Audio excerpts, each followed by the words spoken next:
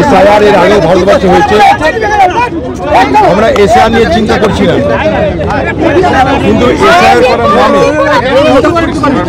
SIR করার নামে ভারতবর্ষের মানুষের ভোটের অধিকার কেড়ে নেওয়ার যে প্রবণতা দেখা যাচ্ছে, আমরা সেই প্রবণতার বিরোধিতা করছি এবং আমরা তা করতে দেব। কোনো নতুন ইঙ্গিত নাই, নতুন সমীকরণ নাই, নতুন বিকিরণ নাই, কিছুই নাই। মমতা ব্যানার্জি এবং তৃণমূলের মনে হয়েছে যে এই এসআইআর নামক নির্বাচন কমিশনের যে স্বেচ্ছাচারিতা, তার বিরুদ্ধে লড়তে গেলে আমাদের একার দমে হবে না, তাই তারা রাহুল গান্ধীর সাথ দিয়েছে। রাহুল গান্ধী তো অবৈধ লোক নয়, বলে যদি ভালো কাজে তোমরা এসো তাহলে আসতে পারো। এটার সঙ্গে পশ্চিমবঙ্গ, তার সমীকরণ, তার বিকিরণ, তার কোনো সম্পর্ক নেই। আমার আপনার ইচ্ছাতে লোকসভা ডিজলভ হয় না।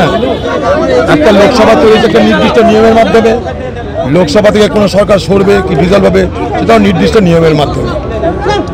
আলতু ফালতু আওয়াজ মেয়ে তো কোনো লাভ হবে না, ওগুলো ভোটের সময় বলতে হয়, সেগুলো বলছে কিন্তু না। আমরা আমাদের নীতিগতভাবে বিরোধিতা করছি।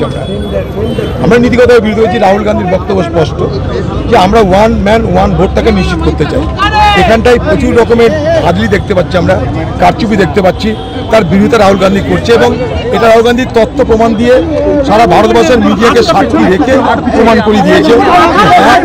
নির্বাচন কমিশন যে ভোটার তালিকা তৈরি করেছে, সেই ভোটার তালিকায়